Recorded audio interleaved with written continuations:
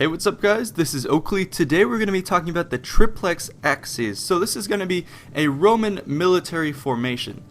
So the Triplex Acies is going to be something that the Romans would have deployed in. So it's a formation. It's a tactical doctrine, you could say. And what it essentially boils down to is it's a triple battle line that was used by pre-Marian legions. Now the triple line and successive lines of reinforcement would have been used further down in Rome's history after the Marian reforms in the empire, but during the Republic that's when it was most used and earliest developed, and it relied on the maniples. So the maniples were a tactical unit of the Roman military. So let's go ahead and talk a bit about how the Roman military was set up. So at your most basic unit, you had the Contubernarium. That was 6 to 8 soldiers. 10 of these made a century for 60 soldiers. 2 centuries made a maniple of 120 soldiers, and the maniple was basic tactical unit. There would have been 10 of these across each line, as you can see here. And the first group, so 10 times 120 is 1200. 1200 Hastati, 1200 Principes, and 600 Triarii. The Triarii actually would have been half strength compared to the other formations in the Roman legion. On the march, they would have deployed in 3 columns, screened by 300 horsemen, 1,200 light infantry, and then the main body would have been the 3,000 heavy infantry, the soldiers in the back.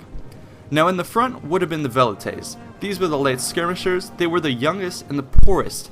Remember that Rome's system of their troops was classified by your age and your ability, armament, small shield, javelin, sword, and helmet, and its role was to go on special missions, to disrupt the enemy, and also to work in conjunction with the cavalry to allow the cavalry to reform behind them and take on various actions. The next one is going to be the Hastati. We're moving into the first line. So the classification for these guys was they were the youngest of the Roman, or younger, early 20s. They were eager. Their armament would have been a scutum, helmet, greaves, breastplate, sword, pilla, and they were the first line of the heavy infantry. They would have been eager, younger, willing to prove themselves. That's why they would have taken the brunt of the enemy attack. And they were armed based off their own ability. Now the next line would have been the Principes. So 1,200 soldiers here, again matching the first line. But these would have been in their prime. They would have been in their late 20s. Again, the same armament as the previous guys, but these guys would have been a little bit richer and had maybe a little bit better armament. So again, the scutum, helmet, greaves, breastplate, sword, and pilla, and they were the second line of the heavy infantry. Again, keep in mind that there are 1,200 of these guys, because when we move into the Triarii, this number is going to drop down. So here we go to the Triarii. This would have been the eldest and most veteran troops. There were 600 of them. 600 because you had to be older, more veteran, and wealthier to be in this group. And the Triarii actually had, some of the better armor, but instead of a sword, they had the hasta, which was a spear, and they were the final line. And this is kind of a remnant of how the Roman legion used to be formed up, where everyone had a spear, and it kept on going in its tradition, and that's why the Triarii still have the spear, and so they maintain that from the earlier Roman legion. Now the final group would have been the Equites, 300 soldiers, 300 horsemen. They're the wealthiest, and they're from the Roman upper class. Their armament would have been a small round shield, helmet, greaves, breastplate, and lance. They were heavy cavalry, but they were actually poor scouts. The rigors of scouting they found to be below them, and so Roman armies were actually early on very poor at scouting ahead of them, and that would lead them into a lot of disasters come the time of Hannibal and the Second Punic War. But you can just see here from a distance what the legion would have looked like moving up in the Triplex Acies, at least formed up into the 3 moving columns. They would have moved from their camp, formed up in their camp, and left the 3 gates and deployed here. As the Triplex Acies moved up, they would have deployed their velites and their cavalry to form a screening pattern. You can see right here from the enemy perspective, it looks like you can't really tell what's going on. That's because the screening is being effective, it's hiding what's going on, and they would have engaged the enemy. Now once the column moved up to roughly about half a mile to a mile from the enemy, the 3 columns would have started wheeling to the right. So you have the first line moving forward, all of a sudden it moves right, and then they will go and walk all the way in the face of the enemy. This just shows their strong discipline. In the face of the enemy, they would have started wheeling to the right and going right across the front of the enemy. Meanwhile, the enemy would have been preparing as well, but this would have been a pretty intimidating sight to see this highly organized force moving out. The general would have supervised the movement of his troops, as well as any of the tribunes, and all the way down to the centurions. Everyone would move to ensure that this formation was moving quickly. It would have actually taken several hours to get this whole legion moving out of the camp, forming up, thousands of men moving forward. It would have thrown up dust and noise and all that stuff, so it would have been very chaotic, and it's a testament to the Roman skill and discipline that they were able to move out. Once they had been fully deployed, the Triplex Acies would have occupied about a mile or 1.6 kilometers of frontage. So you can see that was a very large deployment, and the troops actually would have been pretty spaced out. Now, as I said before, they would have sent the Velites and the Equites to go and screen the formation. They would have gone and checked the enemy. There would have been probably an exchange of missiles back and forth between the cavalry for several hours as the infantry prepared for the fight. This was typical for both armies. They would have tried to secure early victories in order to encourage their troops. Here you can see the Triplex Acies starting to actually form up as it would have been. Again, the general moving around making sure his troops are aligned. Now, as these troops are forming up, you'll start to notice the exact pattern that they have. So it's going to be very particular to the Romans. They would have formed up in the 3 lines as we saw before, but instead of having the vertical columns, now it's 3 lines horizontally once they've been fully deployed. Again, the troops at the top screening them. So they would have been formed in the 3 lines here with the Hastati at first, the Principes, and the Triarii. The formation would have been similar to a checkerboard pattern. The idea was that you would have 10 maniples at the top, 10 maniples in the middle, 10 maniples at the bottom, and they would have been alternating so that gaps existed between each of the maniples, and then those gaps were covered by a maniple in the subsequent row. The reason for this was to make it easier for each group to maneuver and deploy tactically. The holes in the formation would have existed on the march, but due to the lack of our descriptive elements in history, we're not actually sure how they would have moved into battle. Did they engage in battle in this formation? That seems unlikely because these gaps would have been exploited by the enemy. At the same time, however, you have the troops in the rows behind them who could have supported them, and due to the nature of how battles were actually fought, it wasn't a mass charge. It would have been small groups of troops fighting for a couple minutes, retreating, disengaging, and back and forth. So there is some debate as to how this would have actually fought, but most likely they would have actually moved up in the Triplex Acies like this, alternating checkerboard pattern, Velites up front, cavalry on the flanks.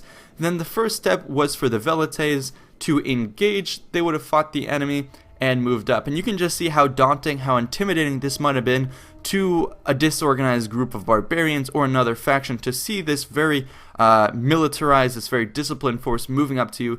The systematic nature of it would have been very imposing. You can see them here moving up. The checkerboard pattern also meant that as these men moved over rough terrain, they would not bump into each other. Because they're not a solid line, they have room to maneuver, they can move into these gaps between the formations, and it made it so that they could move over, pretty hard terrain and reform and keep their cohesiveness, whereas a phalanx would have been immediately broken up over heavy ground. So that was one of the advantages of the system, is it allowed the Romans to move over pretty hilly terrain, and that's why this system was developed pretty significantly after the wars with Samnium and when Rome was expanding, going into more and more difficult terrain. So that's why this formation made its appearance. So here you can see them moving up. Now, as I said, the first stage would have been the Velites moving up. They would have formed up, and these Velites were the youngest and the poorest, not very highly equipped, but still at the same time they were eager to earn a name for themselves. They would have been attached usually with officers from the ranks of the heavy infantry, so they would have formed up, charged in large groups, attack, retreat, and as I said, this would have been a screening process for the troops, and also there would have been a prolonged exchange of missiles early on in the battle, sort of as a posturing and morale boosting event before the actual main forces engage. But once the Velites were pressed back, now the gaps in the Roman line make sense, because it would have allowed the Velites to then retreat behind these gaps through the holes in the maniples, reform. And then that's kind of how we make the sense of this checkerboard pattern. And so once the Velites were behind the line, the first line, we can presume, would have formed up in a massive front. So they would have deployed, filled up the gaps, so instead of being twice as deep, they would have expanded, as you can see here, into a single line, thus forming a single battle line to confront the enemy, and the Velites and whoever else was retreating behind that line could then reform. Now after the Velites had engaged, they would have then retreated and fought on the flanks with the cavalry. Then the first line would have engaged. Moving forward as a solid front, they would have fought with the enemy, moving at a steady formation. As they got close to the enemy, they would have thrown their pillar. So the Roman formation, the Triplex Acies, had these formations so that it could move tactically, and also as it deployed its forces, it would not have deployed them all at once. It would have been first line gets deployed. As they're depleted, the general here would have sent up various lines to support them, and so they had 3 lines, as I said, with increasing strength of each unit because of their veterancy and the amount of armor, skill, and training they had. So after the first line had been deployed, if they were worn down, they could have fallen back and reformed behind the Principes. The Principes would have probably remained in this checkerboard pattern, again to allow troops to withdraw behind them. Then they would have formed up in a solid line to confront the enemy. The Hastati then would have reformed, joined their line, and pushed forward the attack. So you can see here just how this checkerboard pattern works and how forming up into a solid line would have worked to rally everyone. Now, if the fighting was particularly bad, you can see here a lot of troops being in the retreat. So it would have come down to the final line of troops. These would have been the spear-armed Triarii, again in the checkerboard pattern, and these were the last troops, the last line. They had their spears. What they would have done is allowed all the forces to retreat behind them. Then they would have kneeled down, put the butt of their spear in the ground, and presented basically a phalanx, a hoplite shield essentially to the enemy. All of the Roman forces would have rallied behind them, and then they would have massed up in a single line and pushed forward. That would have been a desperate measure when everyone, basically, when it came down to the Triarii, that was a common saying in the Roman times, meant that it was a desperate fight, and so you would have had all the Roman troops form up behind the Triarii in a single mass line, and at that point you could have said the Romans were fighting effectively in a phalanx style. They would have formed up and pushed the enemy back, and that's basically how the Roman Triplex Acies worked. And as you can see here, the final line, the Triarii, these would have been the grizzled veteran troops, spear-armed, and that's when the fight would have happened, you know, in its desperate straits. And the advantage of having the last Roman line was that they would have been pretty well reformed, well rested, whereas the enemy forces who were engaged would have been fighting the whole time as a single mass without a system of reinforcement, and so they would have been tired. And that's what gave the Romans their military advantage moving into battles, and it's what gave them the greatest amount of flexibility in all terrain. So that's going to be it for the Triplex Acies. I hope you enjoyed this video. Keep in mind that the Manipular Legion, that is before it was transitioned after the Marian reforms in 107 into a force where Rome's armies were drawn from the poorest troops. It was a paid army, and the basic unit would have been the cohort of 480 men. So this tactical doctrine would have been used much throughout Rome's history, particularly in the Republic until Marius's reforms. But even after that, you would have seen Rome relying on several lines of reinforcement. Even during Caesar's day, he would have often used 3 lines of troops as reinforcement. But of course, it would have changed. But nonetheless, this is what gave Rome its edge in the military. I hope you enjoyed, guys. Make sure to check out my other historical videos, particularly the series I'm starting on the First Punic War. The second episode is going to take me a while to do just because I have a lot of work, and it's actually a high value production for me. It takes a while to put everything together, but I hope nonetheless that you enjoy. And yeah, I'll see you guys next time. Let me know in the comments below what other things you want me to cover. Yeah, that'll be great. Thanks for all your support.